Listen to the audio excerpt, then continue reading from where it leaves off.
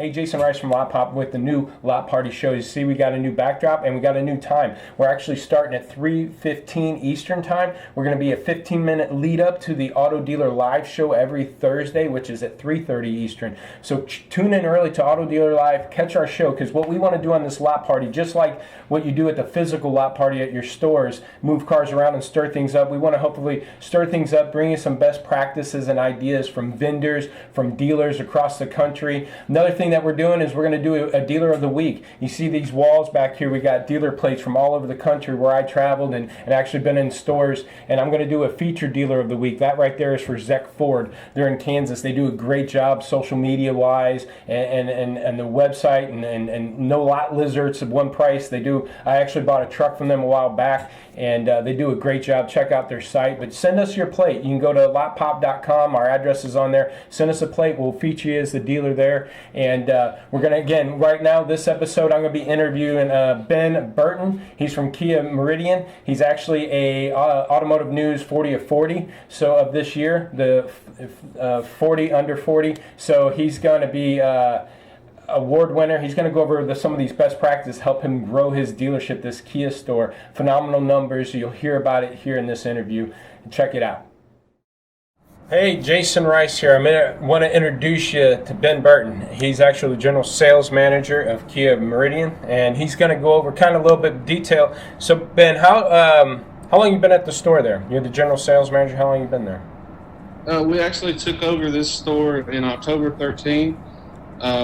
Before, they've had the franchise for about 22 years-ish, and weren't really doing anything with it. And since then, we went from 66 new cars a year in 2013 to now we're going to push about 1,000 out this year. Nice. Wow. That's 1,000, 66 to 1,000. That's a huge jump. What does that put you in the nation as far as Kia stores?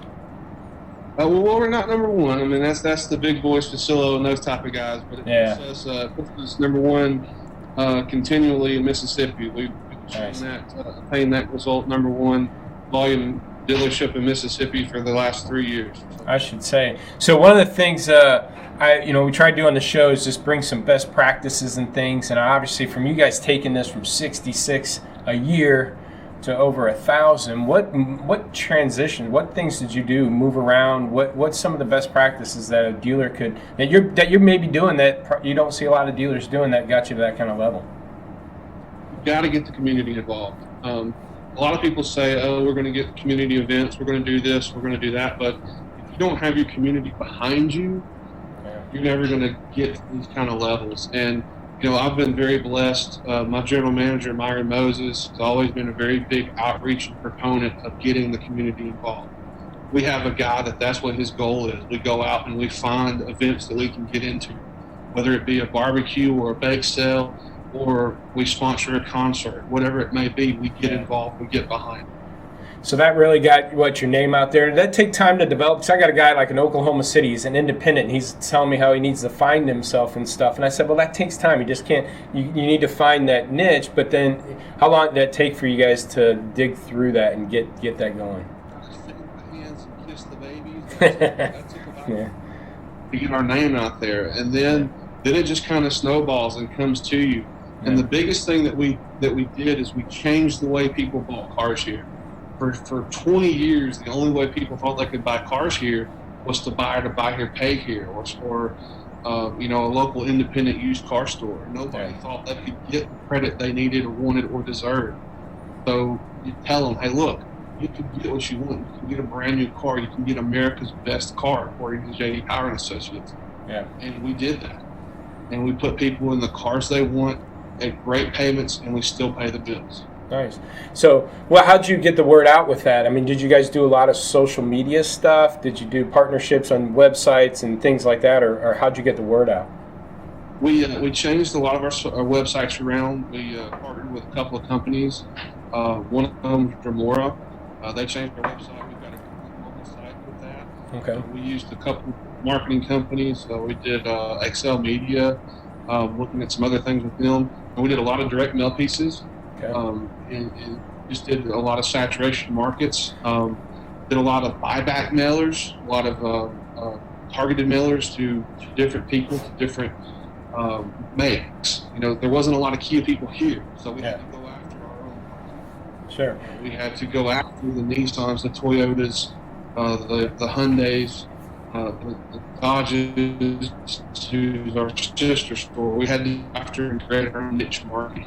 So, and being from Atlanta, we had to bring a lot of that pizzazz into the market. It was kind of like we awoke a sleeping giant.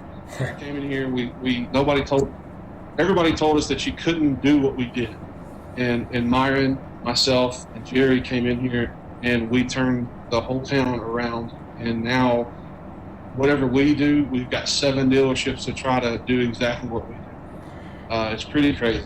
It's actually kind of comical to hear our cars played 10 times different ways, or to see our mailers done 6 different ways, to look at our websites done by different people.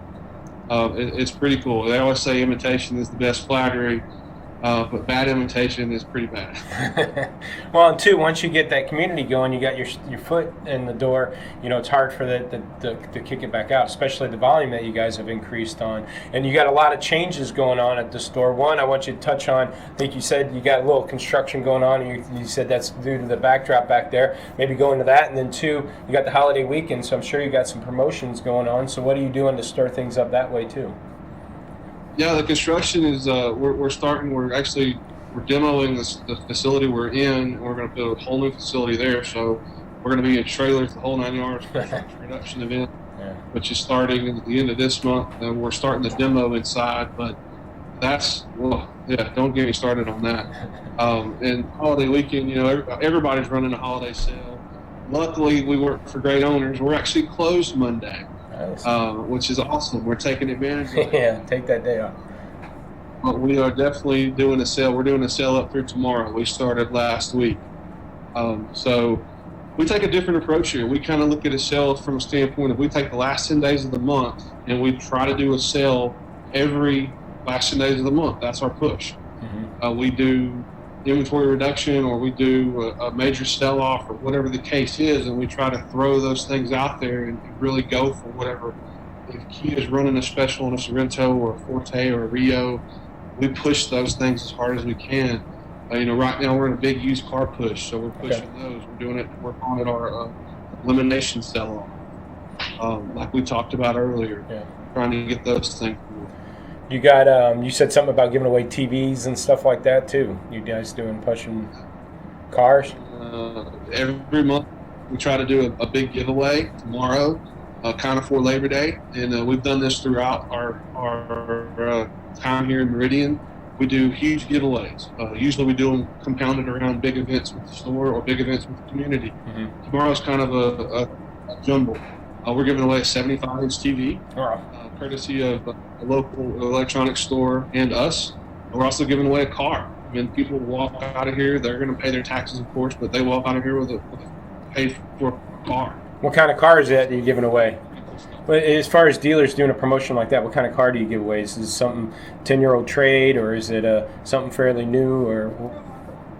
Trade, but it's something that we give away the trades. We've partnered with 2 major manufacturers, one being Peavey, one being Woodstock Furniture, and we've given away a new Kia. And we're actually going to do it next year as well, and we're going to give away another new Kia. So we've done that before, but every month we'll give away a used car. Okay. Just a trade that we do whole safety inspection, make sure everything's cool. And when we do that giveaway, we've got probably about 600 people. Wow. Yeah. And to show you the size of my showroom, it's about the size of 3 of your rooms that you're in right now. So now you get 1 or 2 cars sitting there, huh? If that. That's it. Yeah. It's tiny. So, but I'm very blessed. Meridian has been awesome. The people that has put in my path have been awesome. It's allowed me to be named one of 2016's automotive 40 under 40. Well, that's what I was gonna hit on. You so you're 40 under 40. So obviously you're getting some recognition for the great work you're doing. General sales manager. Last few minutes of our conversation here, as a general manager, what do you take pride in when you're dealing with employees? Because that's one of the biggest struggles: training, getting people to stay at the stores and not have big turnover. So what do you do as a general manager to help keep that motivation and things maybe that some other dealers can benefit from? I want them to know that I've always got their best interests at heart. I grew up in the car business, and kind of a little bit about me is I was brought up in the old school type industry, old school type car business. It was never sugar-coated. It always is what it is. Yeah. But I kind of got a double-edged sword, because that was when I was with an older generation. I also worked in the corporate side when I was with America. So it's kind of the best of both worlds. And so you kind of got to see the do it or else, and you also got to see the, well, let's take care of this, let's take care of that. So what I like to pride myself on is I take care of my people. I show them that I care. I try to show them how to get the results, and I try to show them that when I show them their checks and their money. One thing I do pride ourselves on is we're one of the most profitable Kia dealerships in the country. Last year we were 260% over profitability for Kia dealerships nationally. Wow, that's a huge number. Yeah, so we do it the right way. You know, we're not crazy people. We're not, you know, messing everything up. We don't have a manufacturing facility. Well, to get some people to know you better, you know, we got a couple minutes here left. What's way people can maybe get a hold of you if they want to reach out to you? Twitter handle, phone number, email, whatever. What do you want to throw out there? Handle is at CBB382. Hold on, do that again. I think we got a little breakup. What was that? All right, it's at CBB382. Okay. My email address is my name, ben.burton@comcast.net. I've had that forever. Okay. My cell phone number is 706-936-5852. Text me. That's the best way, man. Just text me, and if I can help anybody, let me know. Everybody's, you know, I can't believe how gracious the automotive community's been to me the last 2 years. You know, David Villa, Tommy Elwell, those guys are great. I met them at Digital Dealer. Yeah. Ziegler. I mean, all those guys are phenomenal, bro. It's been a whirlwind. It's been really cool. Well, congratulations on the 40 under 40, and for you to be able, and thank you for taking the time and giving back to the automotive community and give us some good insights on what it takes to take a store from 60 a year to 1,000. I mean, that's phenomenal. You guys do a great job. All right, appreciate it. I look forward to hanging out with you. Hopefully you'll be at NADA. Yep. We'll be at NADA. We'll be at Digital Dealer. I'll be at the used car conference coming up from Auto Remarketing. So if you make it to any of those, that might be a good one, because I know you said you're working on used cars, but Auto Remarketing's got a good conference coming up here in November. But good to talk to you. Thanks for all the airtime, and we'll definitely meet up in person. Yeah, cool. Talk to you then. Thanks.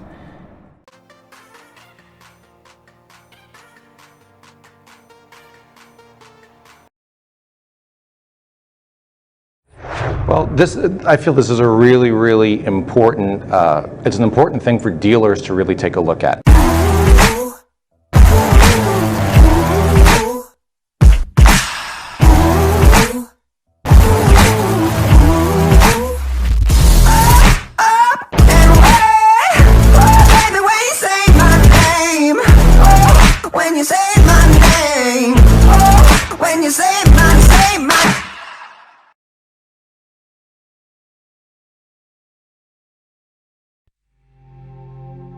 This past year, we had 2 million grads, right, were a member of the class of 2015. Wow. Out of that 2 million, 71% of them came home not only with a diploma, but they also came home with an average of $31,000 in loans and debt. This year, 75% of graduates walked out of places just like this with an average of over $37,000 in debt. And even worse, they graduated with no shot of paying it back, because 5 out of 6 of them have no prospect for a job at the end of their final semester.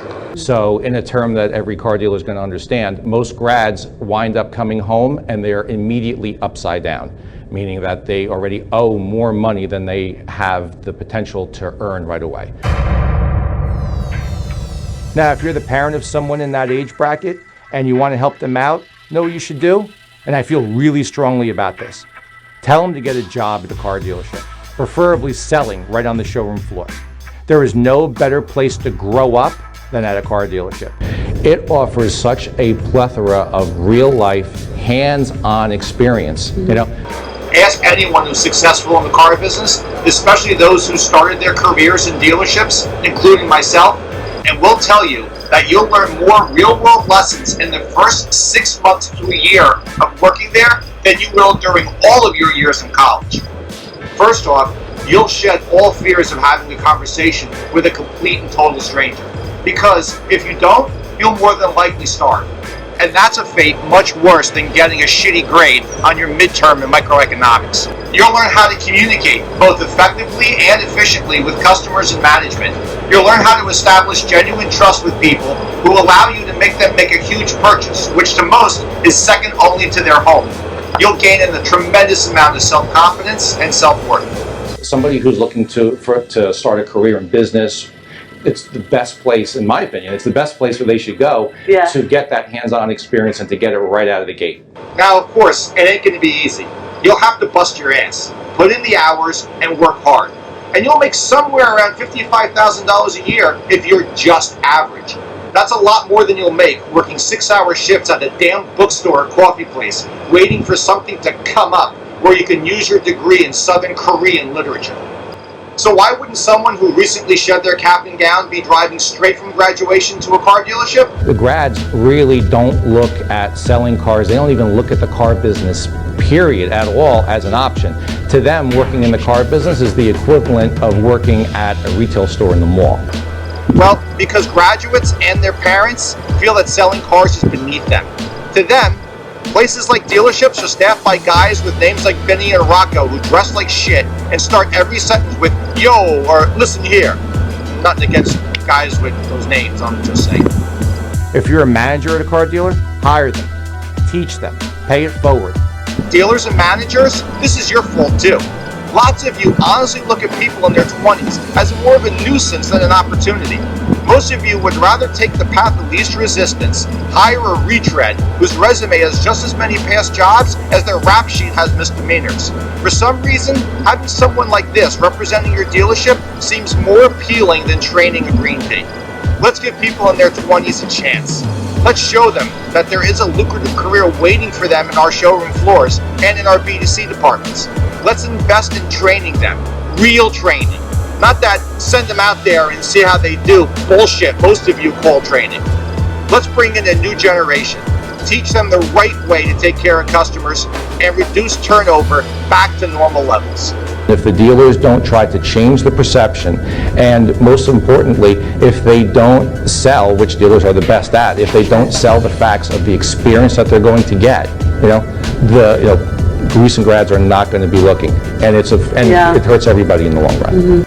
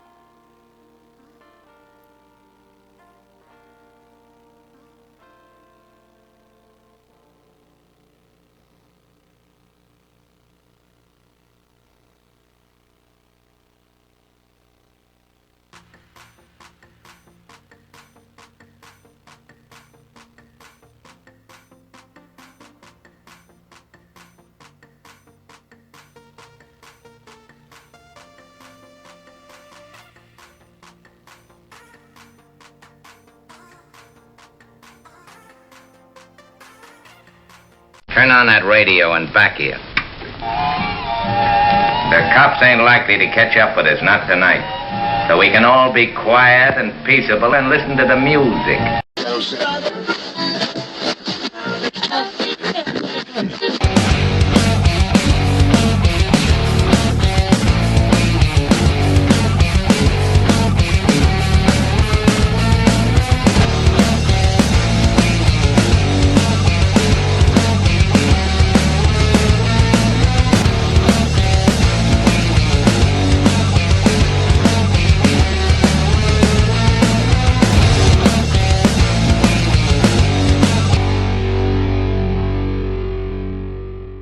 This episode of Auto Dealer Live is brought to you by TrueCar.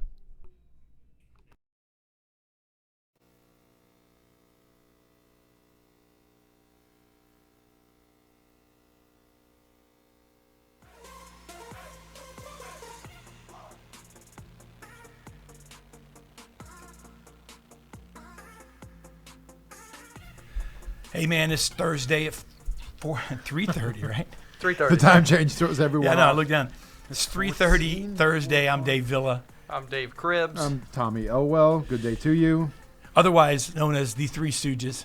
Hello. Hello. Hello. Okay, Hello. so You didn't- Tommy probably be the right guy to do that, huh? Because he's the. What's up? What's up, automotive land? How you guys doing today?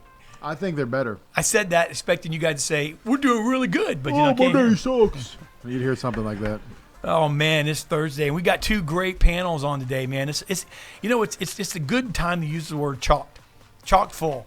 Is that how you say it? Chock full? Chalk. Chock full. Chock full of It's nuts. just Like chock full of nuts. It was a coffee. That's one of those words that just doesn't. I mean, it just doesn't sound natural, does it? Like know, chalk, I know. chocked full of something. Chock I don't full of get nuts. It. I don't get it. Where did that come It's from? the show today is chock full of goodness, automotive goodness. We have got two panels. We've got so much topic that we had to split it up into two panels just to get it into one show. Just to Can't make say it that one work. twice. So many Topical. topics, you had to split them up into two panels just to get it into one show. We're very topical here. We put ointment on it, and we're better now. So, is my mic loud? Mm-hmm. It is. It's Sounds not? good. Does that Nope. sound good to you guys? Sounds good. Thanks, Lou. Oh, So yeah. Dave Cribs, today we have two panels. We're going to be talking subprime Yes. with the first panel, and then the second panel, we're going to be discussing the state of the industry. What you think, man? I think. Well, I think the timing's right on that. I mean, the October numbers were down. We're going into November, which is not traditionally one of the strongest months of the year. And now that we're post-election, Yeah. we'll see what the what input our guests will have on that. And I'm excited to hear what the state is now, what they feel the state is now, and what they feel it might be, 12 months from now or 24 months from now. What do you mean post-election? What was there something? We had an- Yeah, something was there an happened. election? Yeah. Oh, the one in Venezuela. Yeah, that's the one, Tommy. The Big rigged deal. one. Hey, so it's going to be a great show. We got some great topics. We have some great guests as always. We've got in the two panels, I think we have a total of 6 guests, 3 per panel, and we're going to sit down and really looking forward to delving into not only subprime, kind of talking about where it's at, what the banks are doing, what's going on with with the gross, on subprime. We've got some numbers that have come in to show that it's looking good, and where some things may have slowed down, it seems like the subprime business is kind of staying steady. So I'm interested in talking to the guys on the ground about that. And Tommy, we're moving on to the second panel, talking about the state of the industry. We've got Alan Ram, Bill Wittenmeyer, and Matt Woods on. 3 automotive pros, guys that have been both on the retail side and now on the ownership and management side of 3 large companies. But we're going to be talking about some specific topics and delving into the state of the industry. I'm interested in hearing what these experts, true experts, is kind of be like you, a fly on the wall. If you're listening, you're a fly on the wall of a roundtable discussion between 3 giants in the auto industry discussing, armchair quarterback stuff. It's kind of, but yet they're not armchair. They're like like real nice plush, Thrones. thrones, Game of Thrones. Yeah, and I think these are the appropriate guests to be talking about the state of the industry because, unlike some of our other panels, I mean, it's we have amazing guests every Thursday, but sometimes you have a dealer who's in one specific area. The three gentlemen that will be talking about the state of the industry are all over the country and also into Canada. I mean, so these are the guys that know what's happening, in a broader sense. Absolutely. Calvin Pierce said we are doing awesome here in the car biz. Speaking of Canada. Pierce. Calvin Pierce, is he Canadian? Yes, he is. And he also said, don't send us any of your celebrities. We don't want them. He didn't say that. I'm just saying. Yeah, you're bound and determined to bring this whole Trump thing on. I didn't say Trump. There was. I'm just saying. Is something happened? I don't know. Yeah. It's happened. It's kind of current event-y. Yeah. So people at least know we're not, pre-recorded. Well, I'm interested in, I'm also interested in finding out what, the market, took a dive and kind of was volatile, because you go through a change like that. I'm interested in seeing if it affects the car business at all. I know Alan Ram's got a lot to say about that. Yeah. It might surprise you what he may say. I haven't talked to him since then, but I've talked to him before. So I'm excited about the show in general, guys. We've got some great guests. We've got great topics. And again, these are guys who not only are going to tell us what's been going on, because I think we all know what's been going on. There was a slow October. Dave, you mentioned that. And, business was down in general. And I think there was a lot of the limbo about the election. But now that November, even though it was pre-election until a couple of days ago, it began to pick up a little bit. And I think that's in part people saying, look, I've got to make something happen. And that's what happens when movers and shakers get involved. But now that it's over, I'm interested in hearing not so much what it's been doing in subprime. I'm talking about to the pros. What's it going to do now? What are we looking at now?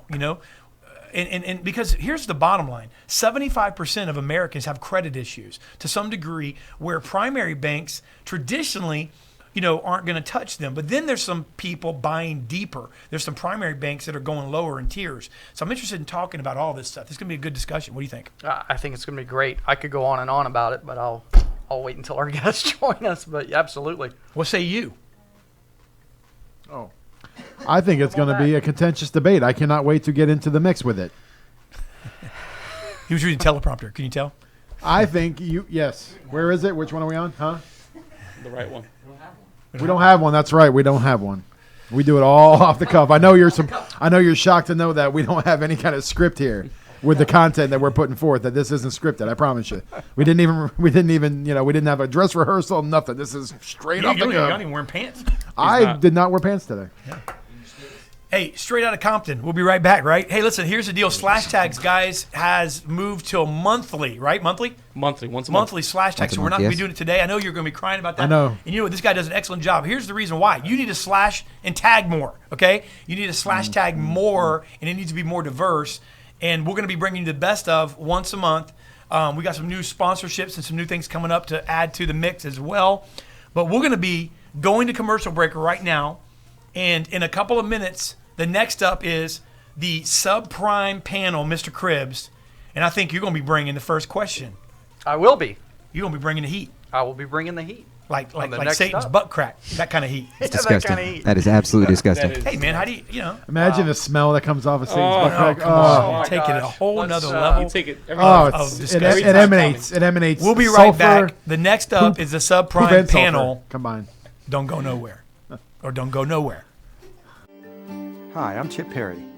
Earlier this year, we made a pledge to dealers that outlined some major changes designed to make TrueCar a more positive place for you to do business. I can't say enough how valuable your feedback has been and how much we believe that your ongoing advice and guidance will enable us to continue to improve our service to you in meaningful ways. On behalf of everyone at TrueCar, I want to sincerely thank you for your support and guidance while we are making these fundamental changes needed to ensure that TrueCar works better for you.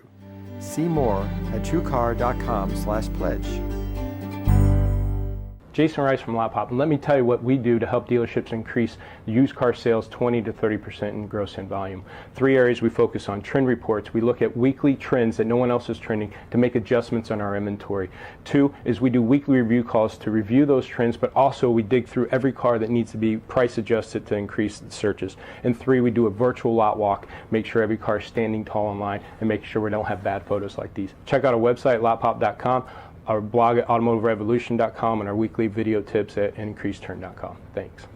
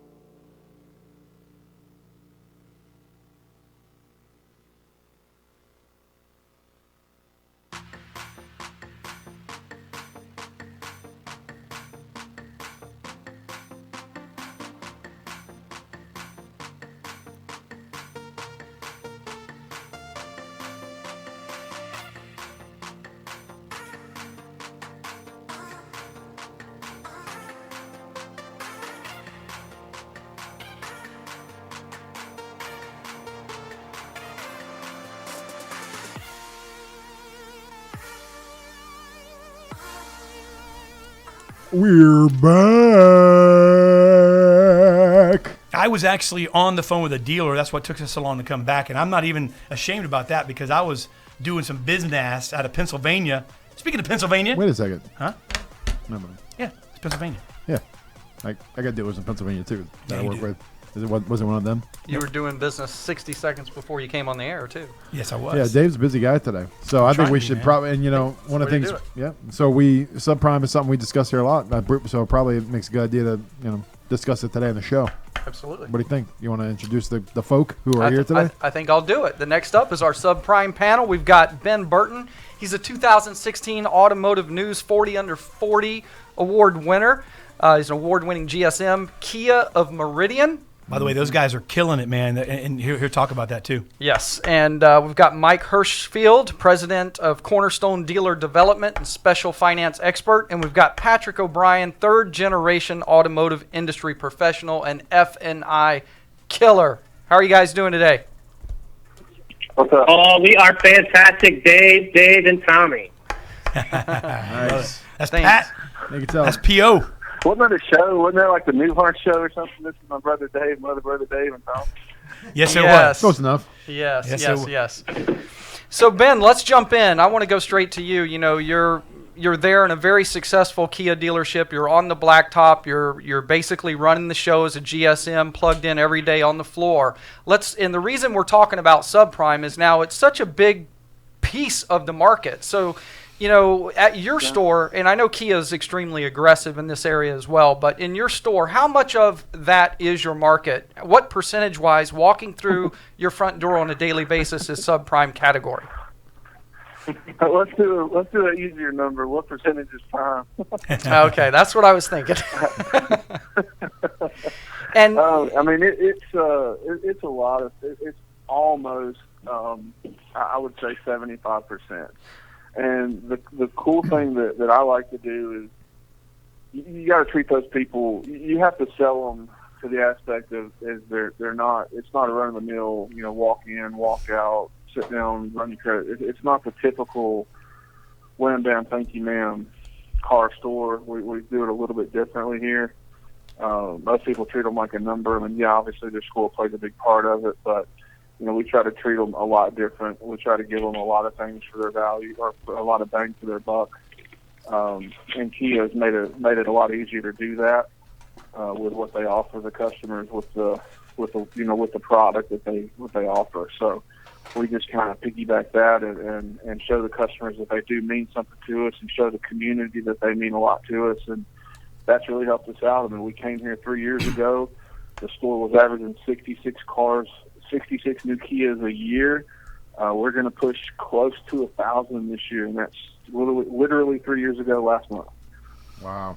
So, wow, man! Congratulations on killing it, man! What you guys are doing there, and I want to kind of ask Mike Hirschfield about this as well. Mike, you heard Ben. Obviously, you guys you know each other, and you know that Ben in their store is killing in subprime. And Ben's talking, it's easier to reverse the numbers and say how many come in that are prime. And so that's a question I have. Looking at the second half of the show, we're discussing the state of the industry. So kind of going along that line, if a lot of people, have issues with their credit, and is it, and if that's the case, primary banks, Kia and Nissan and GMAC and Ford Motor, all these need to buy deeper, and go and have programs in lower tiers. So let me ask you this: I mean, is that competing to a place with the subprime banks that is affecting the subprime banks that are out there? And that's part one of the question, Mike. But then part two kind of goes along with it. Is the credit recovery? A lot of these people have credit issues because of a few years ago, and they make the income possibly today, and their credit might be in a position, but they want to get back. So is it something that these manufacturers and these primary lenders are buying deeper on because I have to, or is it something because I'm seeing that it's actually a profitable stream to get into? A couple questions for you, Mike Hirschfield. Yeah, well, first of all, thank you, gentlemen, for having me on the show. What you guys do for dealers out in the marketplace, absolutely phenomenal. So thanks for all you do. To answer your question, it's a combination. I mean, they have to do it. It's a competitive environment right now. But, it's very profitable, too. The problem is you see some lenders that jump in and get into the business because they have to, but then they don't do it the way that they should do it, and it's not around for a very long time. What we're seeing in the marketplace right now is a high level of competition, but we're also seeing a tightening on the LTVs and the PTIs, and it is making it a little more difficult for dealers to put deals together. However, the dealers that are strong in this and do this on a regular basis, they're not struggling. Mm-hmm. So just a real quick. I'd like to add on. What is this? Is this Ben? Yeah, it's Ben. Let me say this, Ben. I'd like to add to Mike said when you get a second. Yeah, well, I'm going to let you add to. I'm going to ask you just a follow up to that real quick. Then is it so? Ben, is it whatever you were going to say, but also, maybe answer. Is it still come down to then that, because, like Mike said, these banks jump into it, maybe because they have to, maybe because they've got to meet their quotas. Hey, I've got to reach in and put some sort of program together, but this is not our long-term goal. So our long-term goal is that, hey, the market's going to turn around and we're going to, move down the road. So they don't do it right, Mike said. But is it, I guess my question would be, is it still then come down to the person like you guys, that's the strong, guy with getting the relationships established, hanging in for the long haul? And if that's the case, are you more apprehensive about going to some of these prime lenders and sticking to some of your, your subprime guys, that you've done business with for a while? No, it's really cool with my aspect because I used to actually run a finance company. I worked for AmeriCredit back in the day for 3 years before becoming the dealer side. So I've kind of got that dual threat mentality where I can look at a deal and look at the pieces of the puzzle that need to go with everything, and I know what they're going to look at. I know what they're going to look for. Mm-hmm. And that's been a big, huge proponent of me with my growth in the automotive industry. Right. With that. And a big part of that, and a big part that AmeriCredit taught me, was relationship lending. You have to find somebody that you can build a relationship with, whether it's Wells Fargo, that they're going to look at everything you want them to look at, and they're going to buy the bottom of the barrel all the way up to the top of the barrel, or a Capital One that's going to bend for you when they need to, even though it's outside of Spectrum, or your floor plan lender. Whether it's us with Kia, or Ally since we have dual floor plan, or it's a Ford Motor Credit, somewhere like that. And I've been very successful with Kia in the fact that they are allowing me to be to make people that should typically be a subprime deal, no questions asked, and I'm allowed to structure it in such a way to where those people are getting rates that, frankly, they don't deserve. But with our relationship, we're able to put them in situations that it fits for the bank, it fits for us, and it makes sense to the lenders that they can buy new cars that they can afford because of that relationship. And it gets them in new vehicles. It helps Kia with their number, and it obviously helps us with our new car numbers. But to answer your question around the loop, kind of say, it's about relationship. You've got to have a strong relationship with your buyers, or you're not going to get the subprime deal fall. If you just shotgun everything and hope and pray that something's going to stick, you can't do that. I mean, that's 10 years ago mentality, and it's not going to work anymore.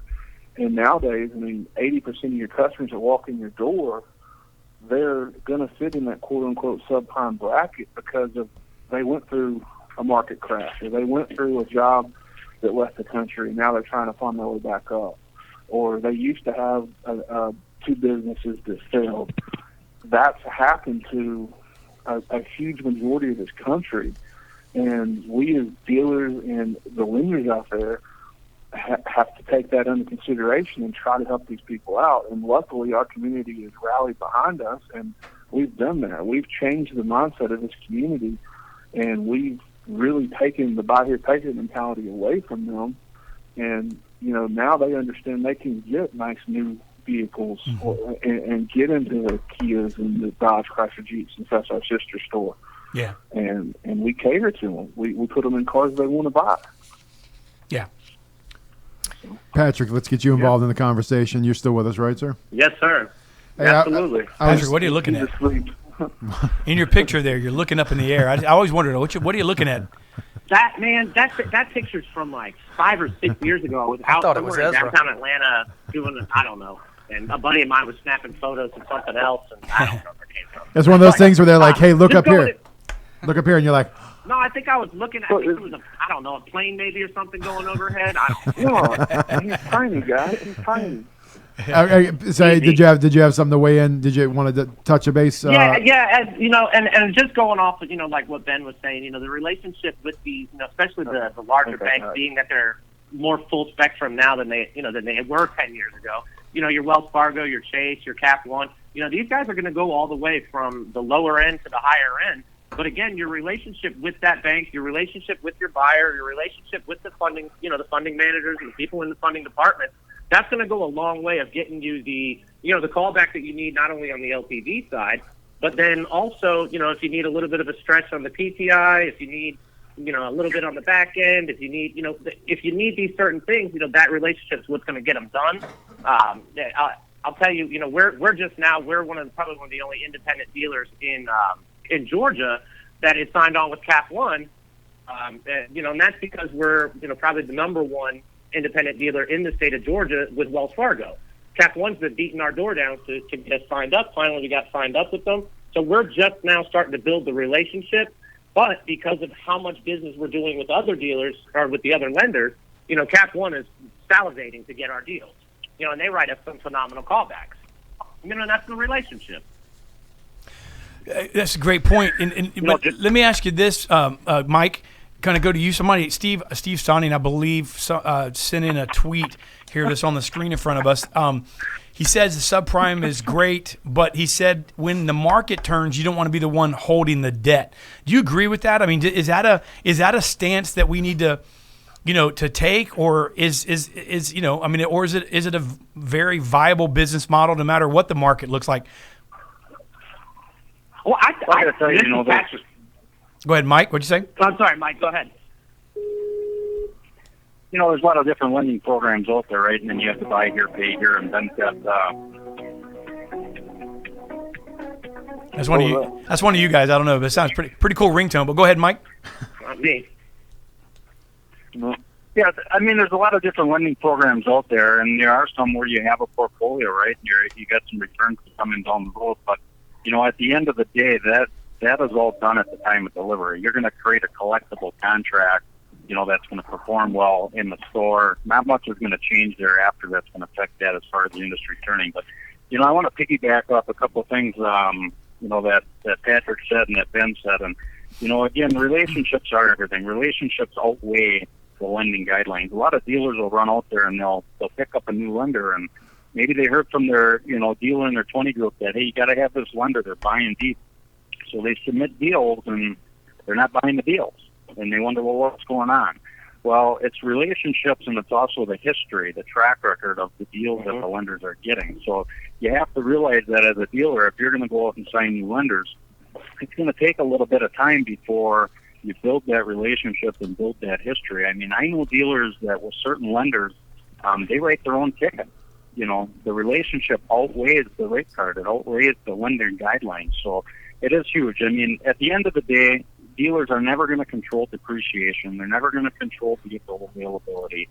They're not going to control the lending environment. But what they can control is the traffic in their store, their opportunities, their process, and their relationships. And the relationships are key. That's good stuff. Yeah, I'm going to go back to Ben because, something I picked up on that you talked about earlier was the fact that, Kia is such an aggressive lender, and most of your manufacturers are pretty aggressive when it comes to subprime, but especially at the interest rates that are available today. I mean, subprime lending is still attractive, and not only that, it's not the days of old where someone came in with a little bit lower score and they had one or two cars to choose from. So that buying power is there for the subprime customer. So do we need to just drop the whole subprime label? What do you think, Ben? But I don't think it's necessarily subprime, quote unquote, that needs to go away. I think that needs to be classified as something else because, back in the day it was subprime, near prime, prime. If you're over 700, you can buy whatever you want. I mean, I'm seeing 700s now that are getting stipulated that they need to be on this car or that car, and I'm sure Patrick can see this and Mike can too. That things are changing. The industry is changing, and the days of 700 can buy whatever they want, 650s can buy pretty much whatever they want, and 650s and below, they're going to get stiffed to death, are changing. I mean, it's nothing to see a 520 with a Capital One not get stiffed for anything. Or 2 years ago, Chrysler Capital wouldn't stiff a 480 for anything in the world, whether you're putting real information or not. And that falls on the dealerships to be responsible. And something going back to what Mike said, talking about, and I think David said this as well, is subprime viable? Subprime is extremely viable if the dealers are putting reliable information in there. If the lenders can get their collateral, if the lenders can securitize the collateral the right way, subprime is by far the most viable auto industry form, period, in the sentence. Because you don't make rate at 2%. You make rate at 15, 16, 17%. Because the lenders securitize that money at 4 and 5% and charge the customers more. It's a profit business. Everybody knows that. The customers, when you do a deal with Kia and Kia writes the rate down to 0%, they're losing their butts. Yeah. They're hoping that you keep it the full term of the loan. They're hoping you come and do service with the customers so they make their money on warranty parts like that. That's the way it is. Well, Pat, let me ask Pat this. Well, let me ask Pat. Thank you, Ben. I mean, you can weigh on this as well. But Pat, I mean, so what about what about the lenders in I'm talking like the CACs, the guys that are buying like deep. Here's the thing I want to know is. Is there a mark? There's obviously a lot of people that fall in that category. Are you seeing this person? Is there really a path to get that person, out of the quote unquote gutter, and get them to a place where they can better themselves, or is it one of these things where they're gonna kind of follow down that path of what we used to call roaches or whatever, they're just a deadbeat, so to speak. But I mean, and I guess my question is, are those banks then that are buying that type of paper, are they are they smart? Is there a huge amount of businesses out there for them? And then next is should a dealer, if they have that type of relationship and ability, really reach out and start marketing to those customers at a higher level to say, hey, we can get you done? Well, yeah, I mean, I think your banks like CAC, your banks like Westlake that buy just everybody that comes across. Yeah, there is a place for them in the market. I'm not sure how much longer they'll stick around on the dealer side, being the fact that their discounts are out of control. But if you have the right customer, they make the money, they've got some money to put down. You put them on the right car, you qualify them properly. Of course, there's still a viable option for those kind of lenders. One of the big things that we're seeing here in Atlanta, the Atlanta metro market, especially since we are a majority subprime market, we're seeing a lot of niche banks popping up, literally right around the corner from dealerships. Mm-hmm. They maybe do 100 deals a month with a bunch of different dealers, but they're viable also, and they're most likely going to be on that subprime and or special finance, as we call it here, on tier levels. Again, the best way to set the customer up properly is not to let them buy something that they really can't afford. You don't want to put them into a situation to where they're not going to be able to make the payment, obviously, because you want your customer to have success with their auto loan, but you also want them to come back once they've gotten themselves back on the feet. And one of the main things with somebody on that side of the spectrum, it's time. If the customer thinks they're going to come in, they're going to buy even a $10,000 car with one of these subprime or special finance banks and then trade it in 12 months, they're sadly mistaken. I mean, they just really are. So you have to set the customer up properly. You have to let them know, hey, listen, this is the first step in getting yourself into the right paying habits, the right habits that you're going to need to be successful moving forward. And then they can come and make a little bit better decision about what they want to buy versus what they're most likely going to be able to afford when it comes to the banking side of it. Yeah, thank you, Brian. And we're gonna make one round and for closing comments, and we'll go to to Ben because we're running out of time here. But Ben, give us your closing comments on today's topic. I would just say that. Well, that was loud. I would just say that, again, guys, I appreciate you letting me come on in and spit my 2 cents. Subprime is definitely a viable market. The biggest thing that you got to do is you've got to make sure that you've got real information in the system. No matter what, if you've got that, the banks are going to be more than willing to do something for you. That's the biggest thing, is if you give them a real story, if you paint a real picture, that's what they want to see. The true information gets your deal done 20 times over versus bogus stuff. And it's tons of money out there to be had, and just treat your customers with respect. Sell them a service, don't sell them a number. So that's what I would say. Awesome, thank you, Ben. We'll go to Mike. But Mike, as you're making your comments, somebody on Facebook, Cullen Crane, I believe Cullen's with Carvana, but he said something I think is interesting. Maybe you can tie this into your closing comments if you want. He said, if relationships are truly getting a majority of subprime deals done, holding paper on those deals is scarier than it seems. So, Mike, I'll let you kind of chew on that for a minute, and you guys on your closing comments maybe can weigh in on that. Well, sure. I mean, that's it's an interesting comment for sure. Number one, I guess I would say that when we talk about relationships, what we're talking about is making sure that the lender gets a clear picture of the deal. I mean, at the end of the day, the lender's in the market to lend. They want to borrow the money. They want to give the customer the loan. But they only know what you tell them. There's not a lot of information on a credit application. I mean, there's a lot more that goes into it. Maybe the guy had, 3 jobs in the last 2 years. Well, is it because he couldn't hold down a job, or was it because every time he got a raise and bettered himself? I mean, one of the biggest things a dealer can do with a lender is make sure they're doing the callbacks, make sure they're getting the information from their customer, and, ultimately tie it into showing them how that's going to be a good contract for them. Mm-hmm. One thing a dealer has to remember is subprime is different than prime. In the prime world, if you bring the customer in, and at the end of the day, if they like and love you, like and love the dealership, and like and love the car, you get a deal. There's not a whole lot more to it than that. But on subprime, they can like and love you, like and love the dealer, like and love the car, and you cannot get a deal. And why? Well, because the lender might require some money down. You might need a cosign. You might need some things. So, again, what can the dealer control? The dealer can control their marketing, their traffic, their process, and their relationship. And key process things that you need to do as a dealer. Let's be successful. Good. So, Tommy, it seems as Patrick gives his closing comments. I mean, it seems like downstroke. Yeah. I mean, I'd like to know how important it is too. But Patrick, you want to go ahead and wrap us up, buddy?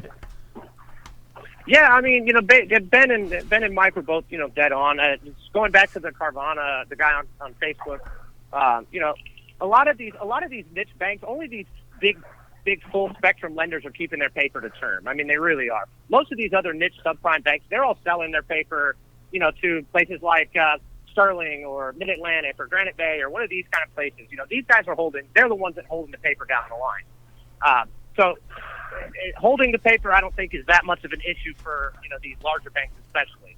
And going back to what Ben said about the relationship, it's not only the relationship with the lender, but then the relationship you build with your customer. If you show the customer, hey, look, this is the right way, this is the best way for you to be able to get yourself back on track, you're going to get tons of repeat and referral business. Okay, they're going to write you good reviews. They're going to come back and service their car with you because you treated them right. Everybody that buys a car, their main goal is to feel like they got a good deal and feel like that they were treated with, respect. Whether they're prime, near prime, subprime, whatever it may be, that's what the customer is ultimately after at the end of the day.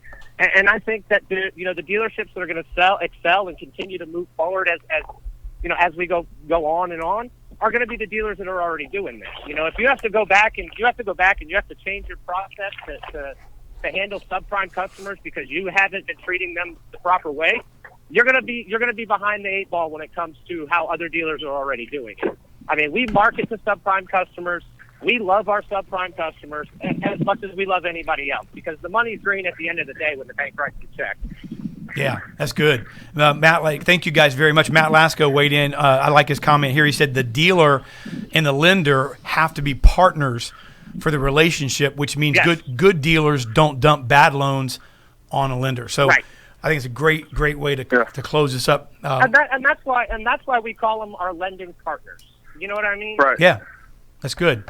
Patrick That's O'Brien, Mike Hirschfeld, Ben Burton, man, guys, great topic. I think we could extend this again. I know a couple of, I think Ben and Patrick, you guys were on originally. I'd like to do this, once every couple of months. And Mike, we'd love to invite you on and maybe bring guys like Matt and so forth and have a rotating person. But this is a good discussion that I think in 2 months from now it will look different. This is ever changing. Yeah, it will. And It will. It changes it changes. Honestly, it looks like it changes every single quarter. It changes every quarter, and with the securitization schedule, it'll literally change every 6 months. It just really depends on what the securitization is with the banks. That's the biggest thing. If it's harder with the banks to get money, they're going to be tighter. If it's easier, they're going to be looser. It's the biggest thing. Yep. So. Awesome. Dave, thank you guys Great so much. stuff. I appreciate every time you guys have me on. And yeah, thanks, guys. Thank you very we'll much. Definitely talk to you guys soon. Have a great rest of the show. You too. Have a good weekend, guys. Thank you, guys. Thank you. All right. Thanks, guys. We're going to jump right into commercial. The second half of the commercial break, we split them in two for you guys so they're not quite as long. And Tommy, what's the next up, baby? The next up is your commercial break. What's the next up after we got the to pay commercial some bills. break? What's the next up after the commercial break? It's going to be our fascinating, fantastic next panel. That's what's up next. I think the panel's called the State of the Industry panel. I'm going to stop asking Tommy questions. I'm just going to I'm going to let him do what he does. You know what I'm saying? Just do what he does. Just be funny. Broadworks Collaboration Center. That's right. Yeah, that's what I thought Let him too. be a collaboration Let center. him be a collaboration center. So the next up, Cribs, after a commercial break, baby. The State of the Industry panel. See, you looked at a sheet. I just didn't look at my sheet. Well, it's right there in front of you. Right there. Right Look. there. You just had to look down like It's that. your cheat sheet. We'll be right back.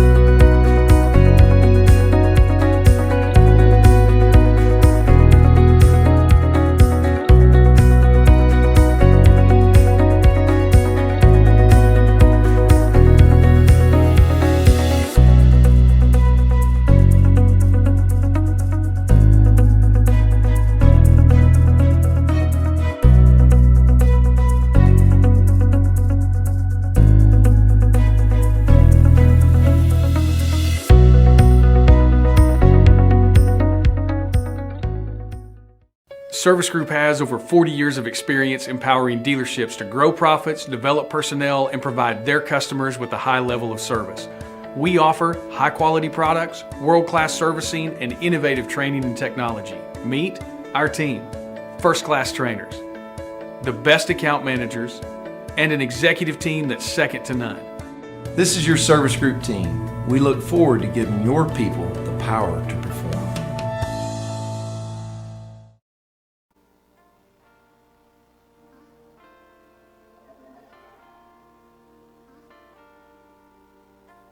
All right, we're back. We're back, guys. Welcome. This is Auto Dealer Live. You're listening. We had a great subprime panel show. And the next up is our State of the Industry panel. And we've got some great guests, and we're excited about having them on. Dave Cribbs. We have the Director of Training Solutions at the Service Group, Mr. Matt Woods, partner of eLead One, Mr. Bill Wittenmeyer, president and founder of Alan Ram's Proactive Training Solutions, none other than Alan Ram. Gentlemen, thanks for joining us, and appreciate your time. I know you're busy. And Dave Cribbs is going to jump right into some questions, and we're going to discuss the state of the industry. Yeah, and I'm going to go straight to Bill. I just, first of all, thank you all for being on. You're on this panel simply because all of you interact with so many dealers across the country, so no one better to ask these questions. But let's go to Bill, and I'm going to ask Bill, as far as the state of the industry goes, we heard the numbers for October were a little down, and November is not traditionally the strongest month in the business, but we've been riding such a high for such a long period of time. I mean, are we looking at the end of that peak maybe? Yeah, and first of all, thanks for having all of us on, and happy birthday to Alan, by the way, the United States Marine Corps birthday today, but I had to give him a quick shout out there.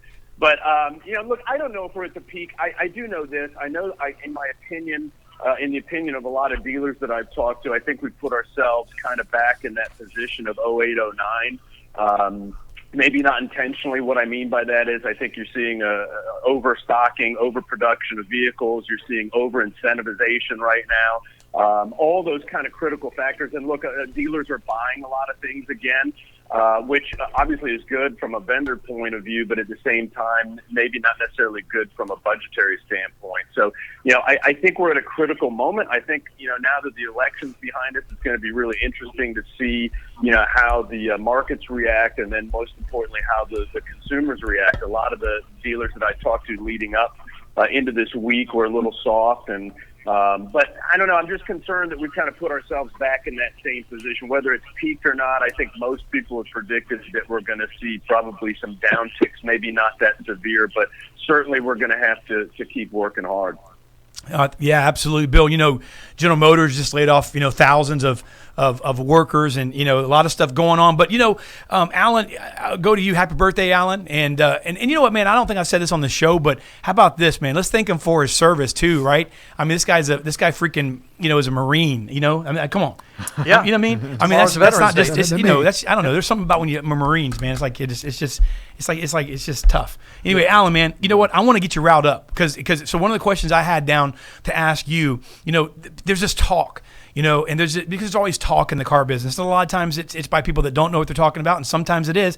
But people are saying, hey, does the future of salespeople, in the auto business, and I want to get your take on this. I mean, is it commission? Is it non-commission? Do the responsibilities, are they going to change? What do you think when it comes to the future of the car business and with relation to, commission versus non-commission and responsibilities moving forward? Does that change in your mind, or should it? Look at how we thought the car business was going to change years ago with the internet and the internet buyer and everything. And things have changed. There's a lot more technology. There's a lot more information available out there. But I still think at the end of the day, it's a relationship business. Right. I still absolutely feel it's a relationship business. Now, as far as the question about commission salespeople versus non-commission salespeople, it's like negotiated price versus non-negotiated price. I think that what's important is that a dealership is consistent in their approach.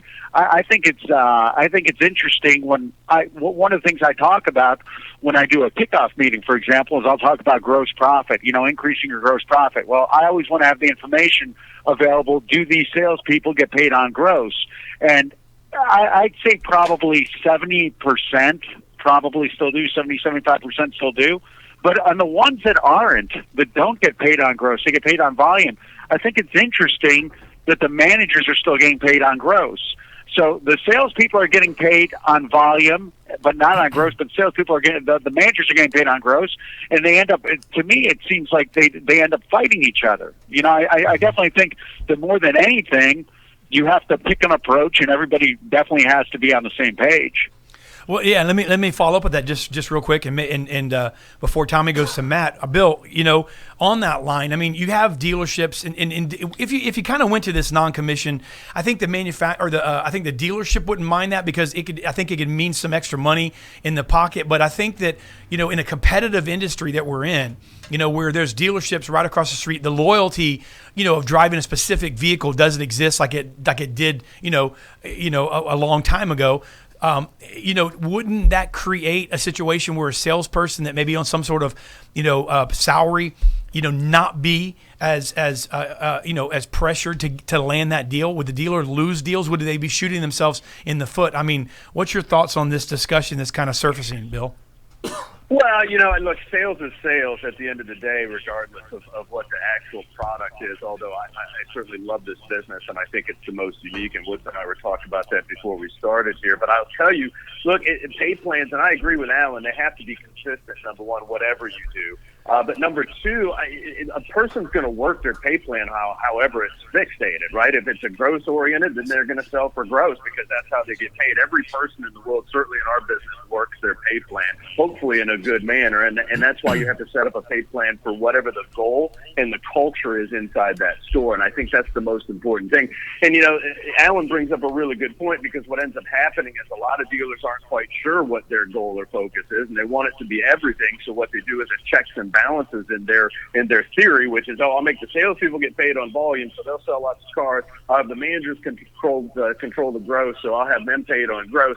And then what you end up getting is kind of a counterproductive culture. And I think what you have to do is set what is the focus, what are your guidelines, keep it consistent, and however you want to maximize in your culture, your dealership, that's the way your pay plan needs to be set up. And then finally, don't continue to change it. Every time a salesperson or a sales manager hears change when it comes to pay plan, it's negative. I don't care if you're giving them a raise. As soon as you hear change to a pay plan, that means I'm getting whacked in some way or form or fashion. So be very cautious when you do that. Good point. Let me jump in real quick on this commission, non-commission deal. I think most of us on this call have been in the car business for a long, long time. I know Bill has, Alan has. I got in the car business in '95. Granted, I was only like 8 or 9. But when I got in the car business, the philosophy was, let's hit a home run with everybody. Let's make sure that with everyone we're hitting a home run, and it was from a gross component. We've shifted our philosophy, not only with how we teach it here at the Academy, but we see it across dealerships, and we relate it to the home run analogy. Instead of just going for a home run every time, hit a single. Just let's get a car sold, let's build a customer base, let's get some free advertising because we got the tag bracket on the back of the vehicle that has our name on it. And so the commission versus non-commission component, it's going to follow that track. Yeah, we may not be making as much per car, but shouldn't we be selling a lot more cars? Because with what's happened with the digital age, it's made it easier to buy a car. So the commission component is going to follow that, but we should be selling more cars, per salesperson. The other thing, Alan made the comment, and I'm going to be called out if I don't tell Alan happy birthday. So happy birthday, Alan. Hey, thank you. 7 for 5. Yeah, that's right. So relationship business, it's still a relationship business. Just like Alan said, it's where we build the relationship that has changed. We're not just building it face-to-face. We're building it now before that customer ever comes in. We're starting to build the relationship. So that's that big evolution. And when we can get salespeople and sales managers to understand that, the relationship starts the minute you respond online. It will continue to improve the industry. I had a salesman sitting in a training class the other day that said, the internet has made it harder to buy a car. I laughed. I let him have his comment, and I said, well, let me ask you a question. Has the internet made it easier to buy a television? He said, yes. Has it made it easier to buy a pair of running shoes? He said, yes. I said, how about a cell phone or a pair of pants? Whatever. He said, yeah. I said, then it's made it easier to buy a car, too, but we've just got to move with it as opposed to holding it back. It's true. So here, Alan, let's go to you for 2 seconds, kind of switching gears. We talk about proper expectations of management, in terms of goal setting and accountability and so forth. What are some proper expectations in that respect when it comes to management? It's interesting. I had an OEM that I've been in, that I'm actually starting to do some work with now, and they said that, with good reason, they said, hey, we want to know a dealer before they start with your training, where they at, and after 2, 3 months, 6 months, a year on your training, then where are they at? We want to know the numbers. And I said that, that's interesting that you would ask that, because I said most dealers don't know their before numbers. You know, they can. Most people can tell you how many cars they sold last month, how many new they did, how many used they did. But how many dealers can actually tell you how many ups we had? This is exactly how many phone ups we had. This is how many internet leads we had. So most dealers don't know exactly where they're starting.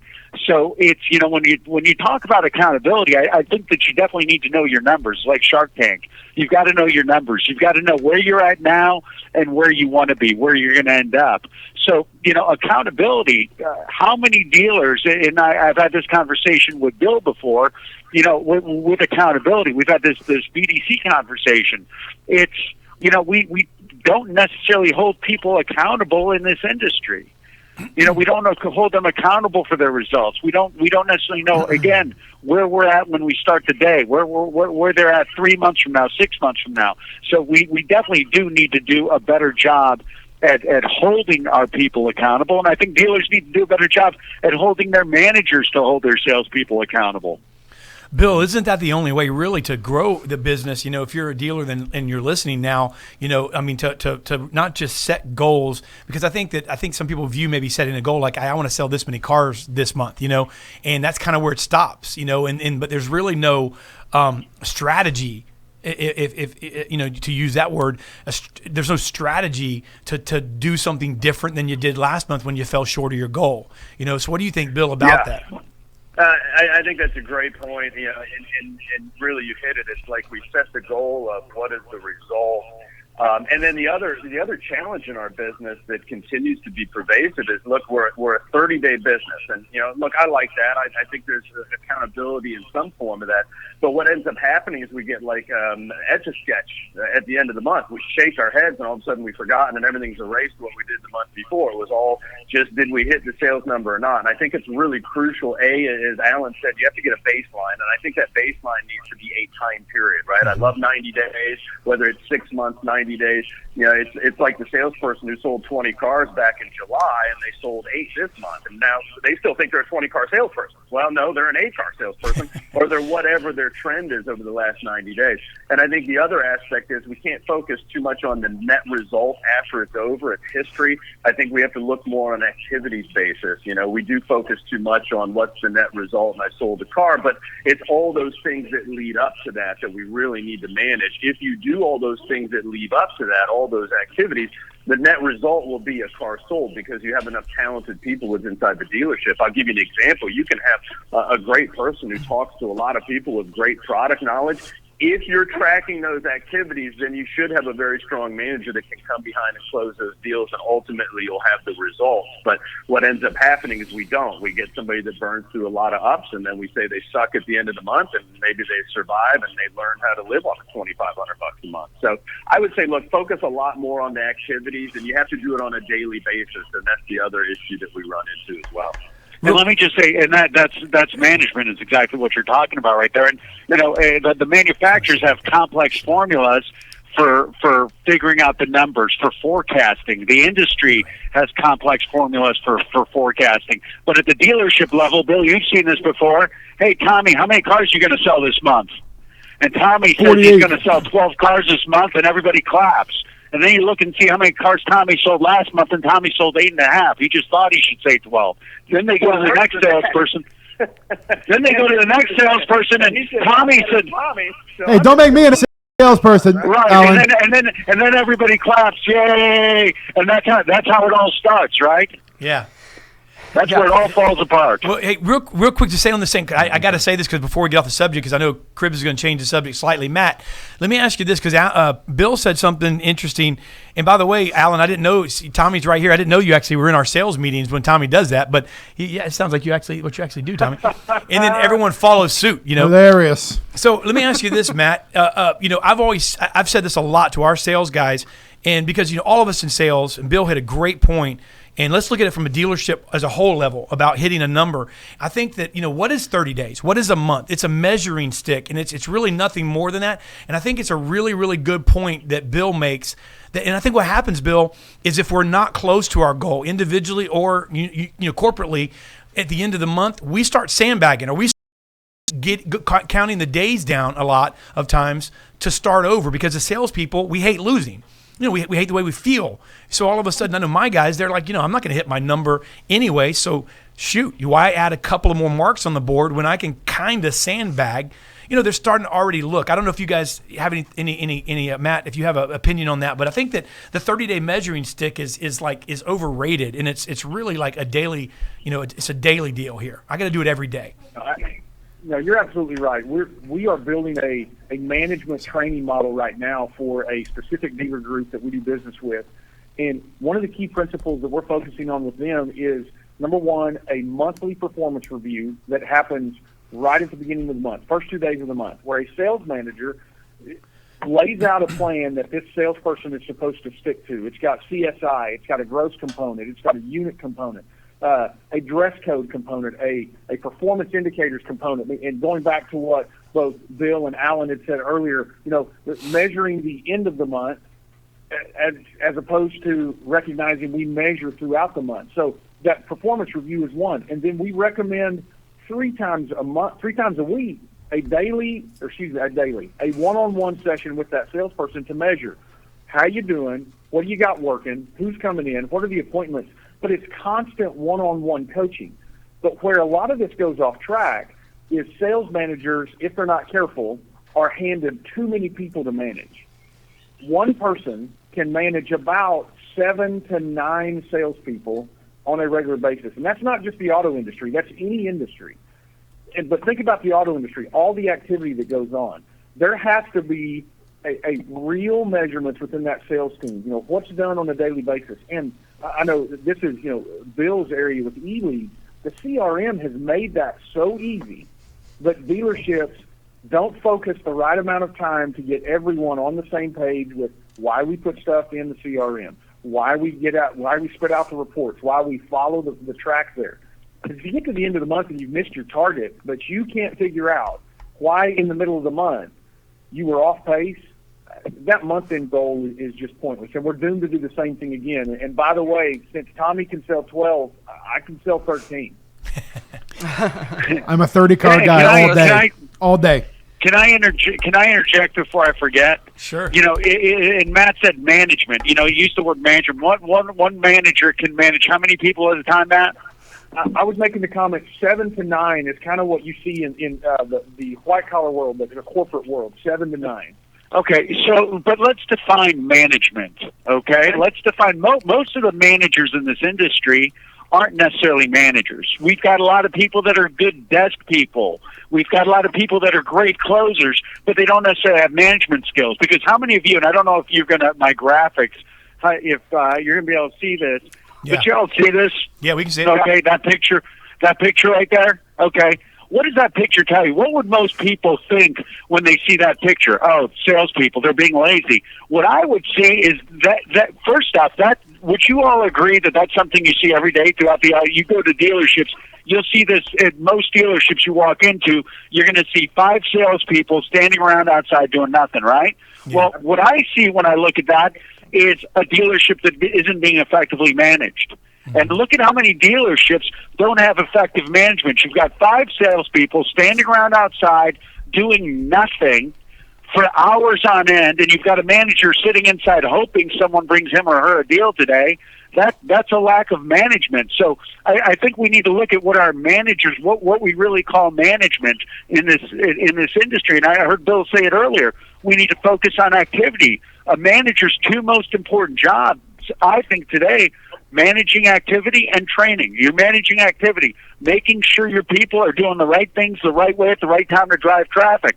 If we're seeing this at the overwhelming majority of dealerships throughout the country, we can safely say that most dealerships throughout the country are not being effectively managed. So I would say start there. Alan, Matt and I were talking before, and this is one of the greatest businesses in the world, and the people in this business are unbelievable, and I wouldn't want to be in any other business other than this. And I think that our culture as a business has done a disservice to all of us because, and look, I'm not a training company, right? I mean, I don't. That's not what we do. We certainly install processes in our own software, and built around that. But as a training company, that's not what we really classify ourselves as when it comes to the daily and the sales, et cetera, et cetera. And the problem is in our business is we still, here we are, and this is my 25th or 26th year in this business, and we still don't put a priority or emphasis on any training whatsoever. It's probably the least instructional business in the world with some of the most amount of money that's moved and the most amount of people that's affected. I think there's 1 out of every 6 people are affected by the automotive industry economically one way or another. And we probably have the least amount of training when it comes to onboarding, when it comes to continual training, when it comes to management training. And look, it's not their fault, right? All these great managers that are out there, they've had to learn from either the person that got fired ahead of them, so they learned all the either bad habits or they ignored the bad habits. And in my case, I learned to do the exact opposite of some of the people that are around me. But it's really tough, and I think a lot of managers expect to do a lot of other things over the course of a lot of hours, and they're not really given a very good game plan on the structure of how to run a team. Right? Again, it's back to what we talked about earlier. It's one net. How many cars did we sell today? And yes, that's extremely important. That's the net result, but it's everything that leads up to that I think we have to focus on a lot more. Thank you, Bill. Absolutely. I'm manager and sales team coach. Yeah, that's good. Which is what we're supposed to do. Well, that's a good point. This is kind of leading into the question I had, and I'll go to Alan on this one. But we talk a lot on this show about all these different strategies. We touched really briefly earlier about whether commission, non-commission, whether one price, negotiating price, whatever that may be.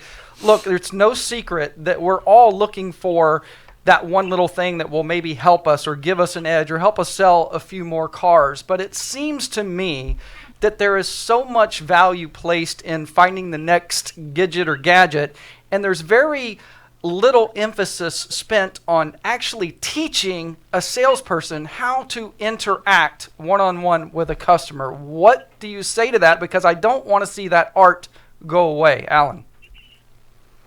Well, absolutely. You look at why that study that was recently done, where it said that what was it, that the average, if somebody starts at a dealership today, they have a 30% chance of making it to their 3-year anniversary of the dealership. Think of how many good people have gone through this industry, people that we would love to have at these dealerships. We say we can't find good people. Think about how many good people have been lost because they start working at a dealership. Nobody teaches them anything. We don't teach them how to make a living, how to actually interact with people, how to sell cars. They get frustrated, they get scared because they're not making any money. Then they've still got to pay their bills, and they quit. They walk out and they leave. And then what we think is we have the bad habit of blaming the person that we didn't train for leaving. When really we need to look at what is the underlying issue. We absolutely have to do a much better job at teaching people how to do their jobs. And again, it's not just salespeople, it's managers, because Bill hit the nail right on the head. How do most managers learn how to manage? We tend to make, and I think Matt said something about coaching. How about, you were about to say something about coaching, right, Matt? Yeah, absolutely. The best coaches in NFL history have not been the best players. You look at who the best coaches are in NFL history, whether it be Bill Belichick, you got to put him on that list. The Bill Belichicks, the Vince Lombardis, the Don Shulas, the Bill Walshes. They were not necessarily the best players because it's a completely different skill set. Being a great coach is a completely different skill set than being a great player. But what do we tend to do in our industry? We tend to take the best salesperson on the floor and make them the coach. We make them the manager, and we don't really train them on how to manage. And by the way, here's something I discovered. Here's a fun fact I discovered. Your buddy John Marazzi, who's a good friend of the show, we figured out recently that we were both trained by the same general sales manager. Myself in San Diego, and this guy went to Florida, and then Marazzi had him in Florida. Wow. By the way, he was a Seagull manager. Wow. What's a Seagull manager, Alan? It's a manager that swoops out of his office every few hours, shits on people's heads, and then goes back into his office. Hey, Bill. That's why I'm not going to use his name. Right. But it's funny. Marazzi and I both kind of fell off the same tree there. But I think we learned as we went along. Hey, Bill, let me ask you. Alan. Thanks, Alan. Now I can't let my kids listen to the show. Thank you. yeah, okay. If your kid is like every week for me. By the word, if your kid is traumatized by the word shit. Hey, Bill, let me ask you this: as we begin. Well, I don't think we have to be politically correct anymore. By the way, that's what I heard. I'm just messing with you, man. Hey, Bill. Even if you weren't messing with me, I'm not going to change. So keep going. I'm with you. Hey, Bill. Let me ask you this: as we begin to wrap up and give you guys a couple of minutes to wind down. I know you said you're not a training company and you implement processes within your system, but we're talking about accountability and management here, and kind of in your couple of minutes of closing. I mean, even with your tool, with the fact that you place this amazing software and ability at the fingertips of dealers, and it really, if properly used, will solve a lot of the issues that we're discussing here today. And Alan and Matt are talking about managers, really the Peter principle of being a really good salesperson and ultimately not a good manager. They're not holding accountable, when a salesman is not properly or not at all utilizing, the tools, for instance, like yours that you're putting in their hands. So they're really not using it. And really, how much accountability is really there when they sit down in front of this manager, Bill, to kind of say, and it comes to the surface that maybe they're not really utilizing it. Yeah, and look, it doesn't really matter any of the tools, right? I mean, there's a lot of great tools out there, and in most dealerships, they're the greatest graveyards of technology. There's maybe one or two people that actually know how to use each one of them, right? And that's part of the problem. I think, there has to be more of a focus in terms of what is an actual salesperson's responsibility. It all boils down to, if you ask them, well, I have to sell a car, right? I think if you volunteered, went through and asked the questions on anybody, I do this in my own company in our departments all the time, which is, hey, what do you think your 3 focuses are every month?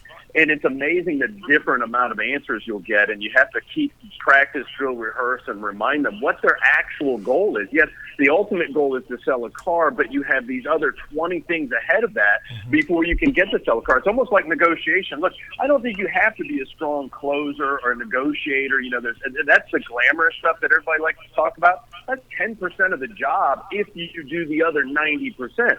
The problem is we don't do the other 90%, so negotiation and closing becomes 90% of the job. We have to really kind of refocus on what those activities are and what that activity works for your dealership. And don't go overboard, right? Keep it simple. In our company, I have 6 activities that we require our people to do on a daily, weekly, monthly, yearly basis, and they have to report it to me. I'm not looking to do and give to them. Each one of our people has to come to me on a daily, weekly, monthly basis and tell me exactly where they're at. They're trending, they're tracking for the day, the week, the month, the year on all those activities.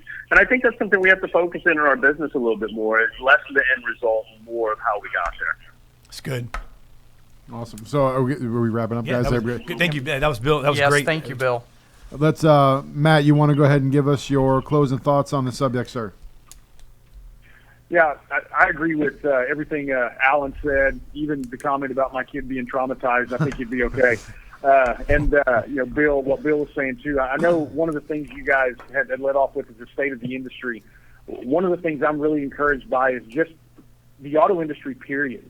I gave a presentation in New Mexico recently at their convention, the Auto Dealers Convention, and it was on compliance. It was walking through some of the compliance issues that dealers need to be aware of, not in a legal format, but in a practical format. How you operate practically in the compliance environment and the regulatory environment that we're in now.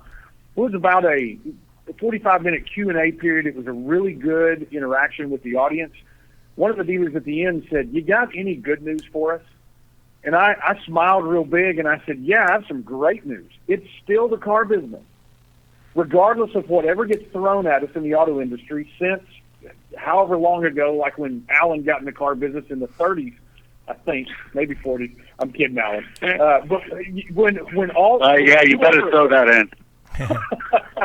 Whoever got in the car business, whatever age they were, the one thing that's maintained its consistency is the car business has always been profitable. We find ways to help people to continue to comply with the regulations that come down the pipe. And I'll be honest with you, they're forcing us to be a little more open and transparent. Some of them don't make sense, but we still comply with them. It's still the car business. We're still able to help people find quality transportation also provide a quality living when they work in the dealership, and provide a ton of jobs. So the one key that the auto industry continues to need more than anything else is quality coaching from quality leaders, because the people that are coming into the industry, the young ones right now, they want the coaching, they want the leadership. That's good. So my first Studebaker, 1943. That's great. I remember that. Alan, you wanna close us out, Alan? Now Matt has a lot of credibility. He looks like Matt. What do you get your haircut like twice a week, don't you? Sometimes. Do you walk in and say, "Hey, I want the Mike Pence"? I just tell him push it that way. It's and I agree. This was a great panel, and I agree wholeheartedly with what Matt just said, other than the me being old part, and what Bill said as well. And a lot of I do. I think that there's still plenty of opportunity. We've all heard that the best of times breed the worst of habits, and I think a lot of dealerships we're getting a little bit sloppy. And we all know how many cars we sell every month, but how many deals do we miss? And again, I'm going to refer to my buddy Marazzi again, who always says it's not who sells the most, it's who spills the least. And when we talk about technology, I heard. Matt said, what was it you said about the internet? You were talking about somebody that said the internet has made it harder to sell cars. Right, that's what they said, and I made the comment. It's made it easier to buy everything. Absolutely. It's you hear salespeople bemoan, "Oh my God, there's so much information out there on the internet." Well, how about we adapt to it? We can control the information that we put out on the internet. I still look at dealers when we get calls at our office, and I'm researching a client, researching a dealer. I'll look at their reviews, and it's amazing how many dealers still don't pay attention to this stuff. They still don't pay attention to things as simple as online reviews. I saw, and I'll give these guys a plug because I saw this thing last week and it was spectacular. I saw a product. It's called. It was called the website I know is GetRealCustomer.com, and it's a platform. And Bill, you should look at this for e-leads because this was slick.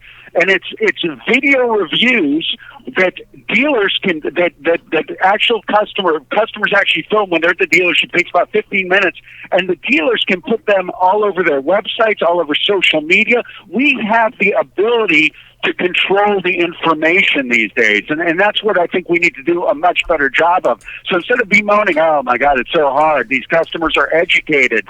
These customers are educated. They have so much information. Let's control the information that they're getting.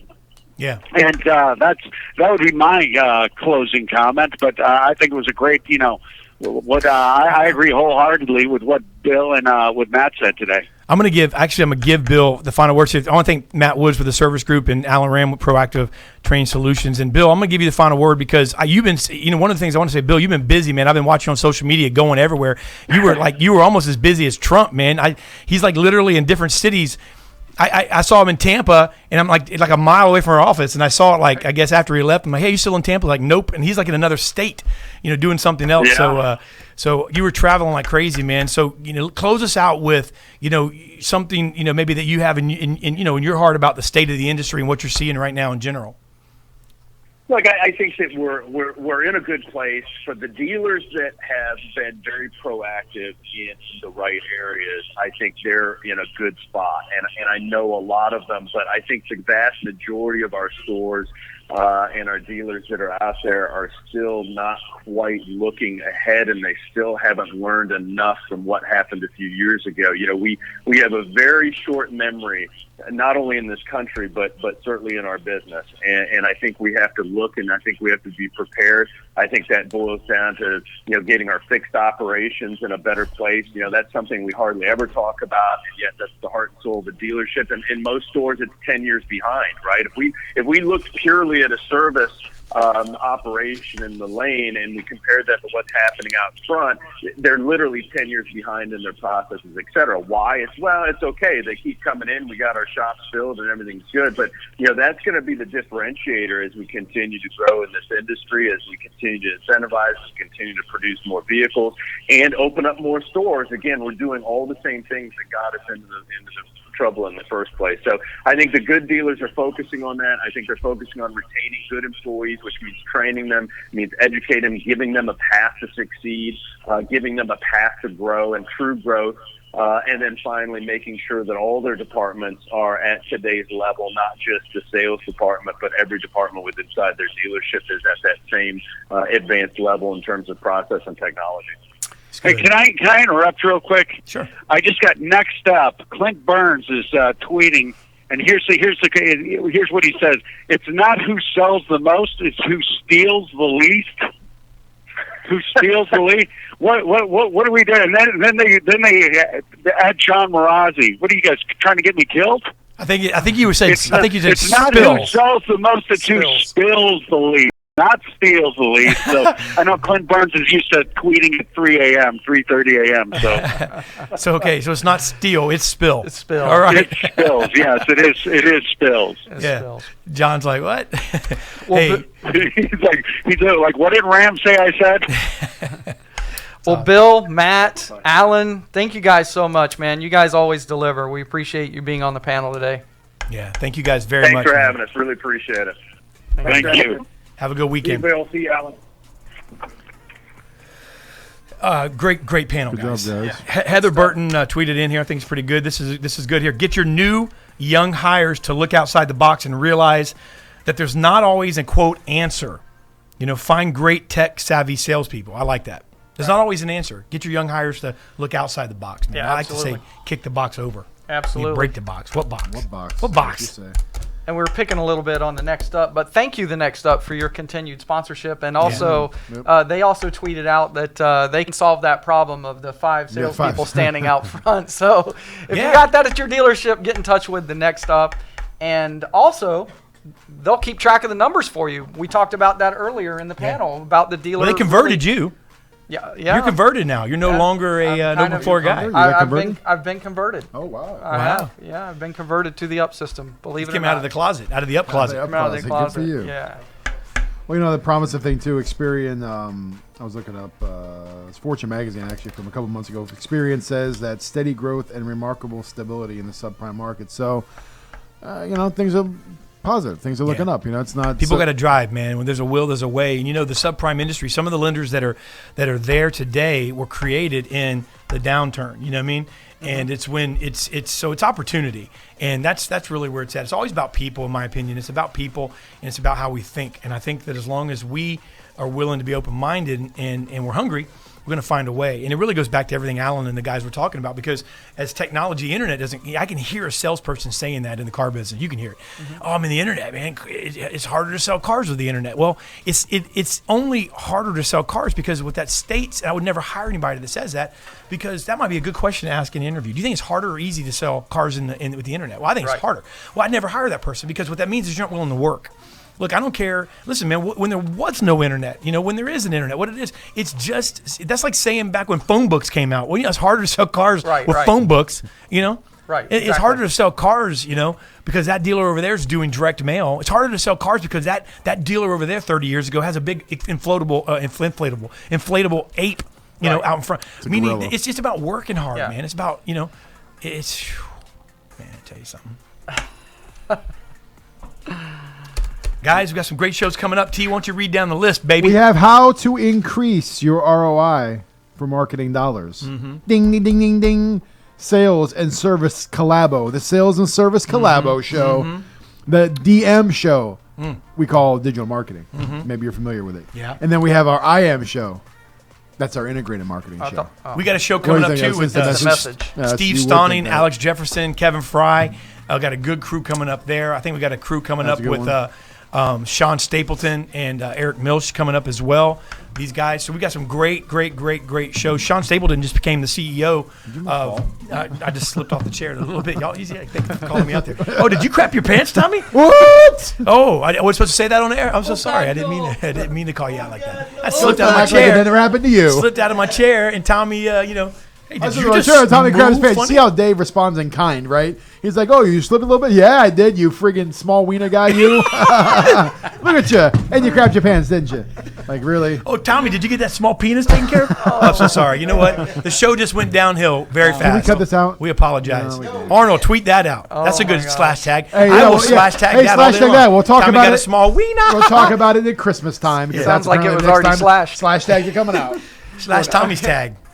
All right. my segment. Let's get out of here. All right, guys. Have a great week.